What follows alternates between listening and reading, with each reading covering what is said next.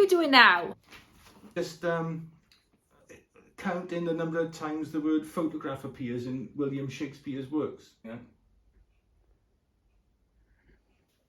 That's here for you. Postmark Liverpool? You're not bothering Lisa Tarbuck again, are you? Because we don't want a repeat of last time, do we?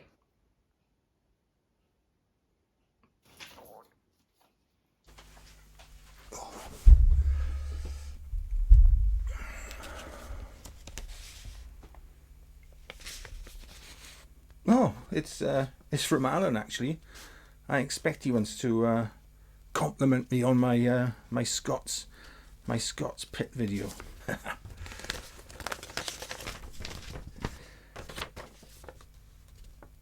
Dear Nick, I hope you were doing okay.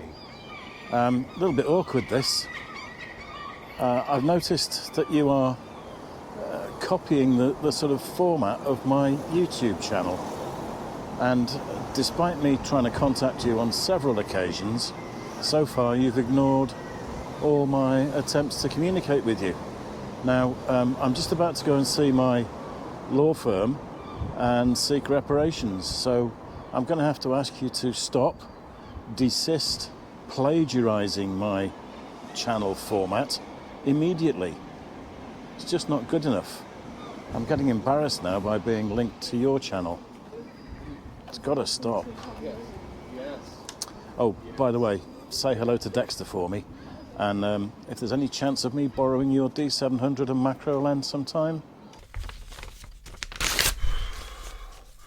Borrow my Nikon kit after all that? He can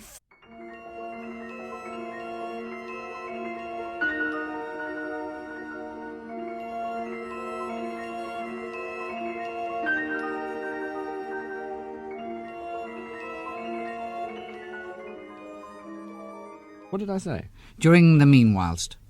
During the meanwhilest? No, I don't like that at all.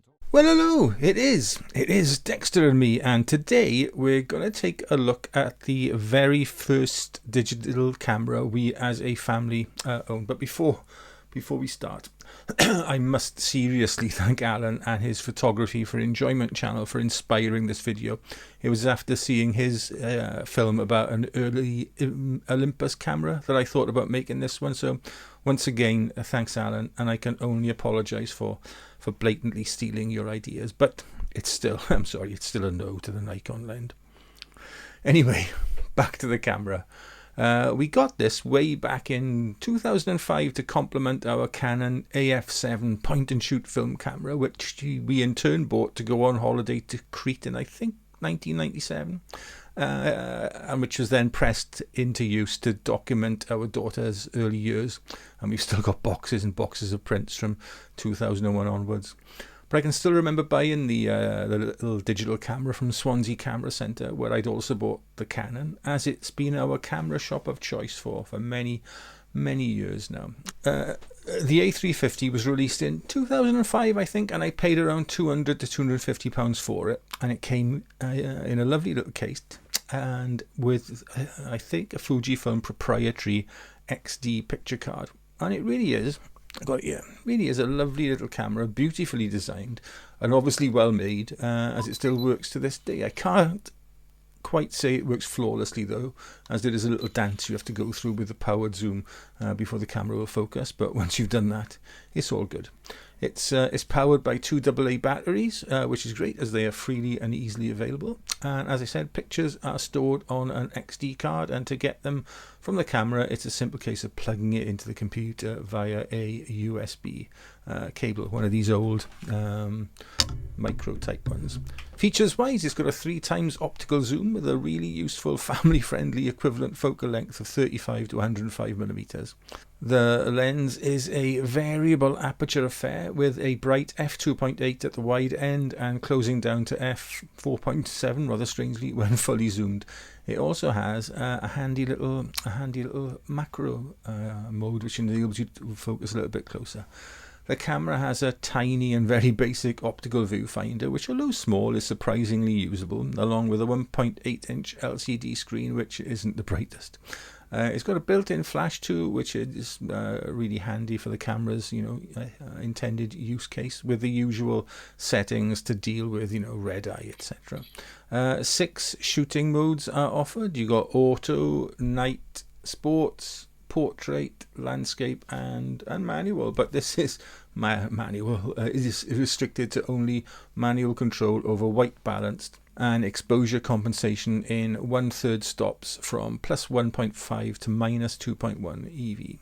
Anyway, choose your mode, and then the camera shoots JPEG stills at a number of sizes, along with a very rudimentary video. It's not even 720p.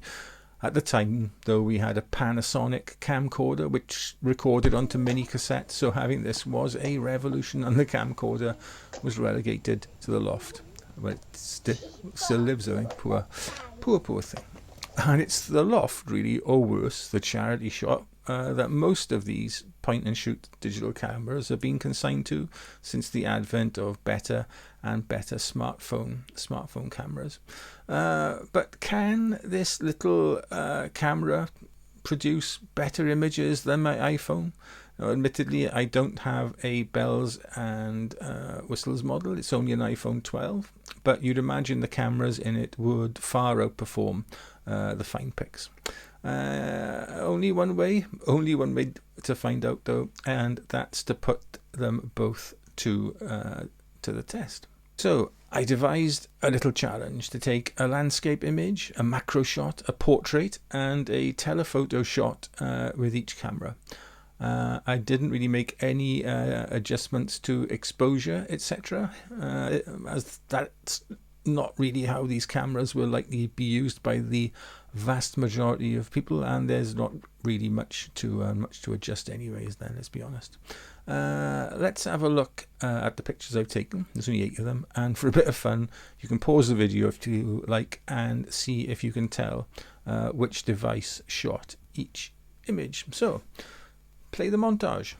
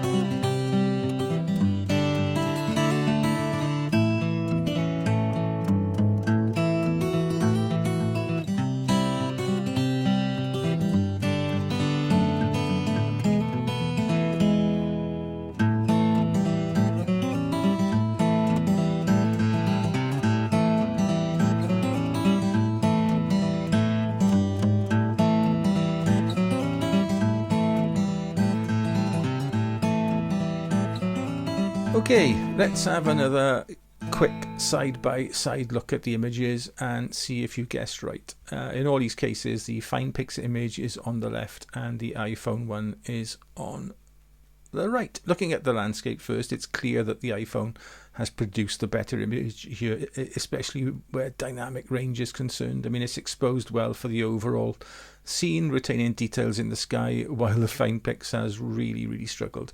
I could have exposed for the highlights, of course, but then the noise when recovering the shadows would have rendered the image pretty well unusable. So 1-0 then to the iPhone. Right, macro-wise, this is a much closer result than the landscape image, with both cameras doing a really admirable job. The phone's produced slightly more accurate colours, but I don't really mind either image, really, with adequate amounts of detail rendered by both devices. A tie then, and still a 1-0 half-time lead to the iPhone. Telephoto-wise, well, the Finepix should have an advantage here with an actual optical zoom, whereas the iPhone relies on an artificial digital enlargement. The phone also severely over-sharpens the image, I think. So here, a tap-in and easy equalizer for the Finepix. 1-1 and all to play for. going into the last minutes of the game. Portraits then. Both cameras have done a reasonable job here, but again, I think the Finepix has overexposed the scene slightly, resulting in Dexter's coat looking a lot lighter than it does in reality, while the phone is far more accurate. Also, the phone, which I shot in portrait mode, by the way, has employed some sort of witchcraft to soften the background somewhat, something that the Finepix hasn't mustered, even though I used portrait mode with that camera too. So, at the end of the game, it's 2-1 and a victory for the iPhone 12 then, and that's to be expected, really, given the extra years of development. If only the iPhone had an optical zoom and didn't over-sharpen things quite so much. Still, my iPhone 12 is now a 3-year-old phone, and I am thinking of upgrading to the 15 Pro actually this year. Ooh, you're hard showing off. I would imagine that the camera systems on that phone are going to be in a different league altogether. In conclusion then, I think this has been a really interesting little exercise, and I think the near 20-year-old Fujifilm camera can hold its head up high in the iPhone's company. Sometimes. Now, it's never ever going to replace my iPhone as my sort of everyday carry camera. It's simply not versatile or controllable or small enough even. But it's not completely outclassed by the phone, and that's the result that really surprised me, if I'm honest.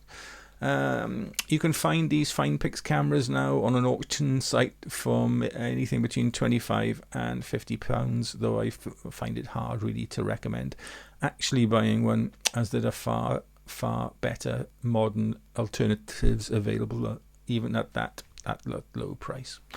But if you fancy a nostalgic trip down, amnesia lane, then absolutely, why not get one? I mean, you will have a really well thought out and extremely well built and engineered little camera for minimal outlay.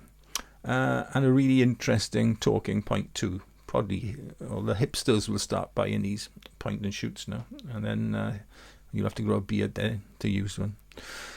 Anyway, that is it for this week's Tech Tuesday video. Big thanks to Alan for being such a sport and providing the intro, or helping to provide the intro for this week's video. Thank you, Alan, very, very much. Go and check out Alan's channel, please. I will link to it in the description below and pop a card up there now. But yeah, go ahead and check Alan's excellent channel out. As usual then, stay safe, stay well, look after yourselves, your loved ones, your little pets, and be nice, okay? And we will see you on the next video.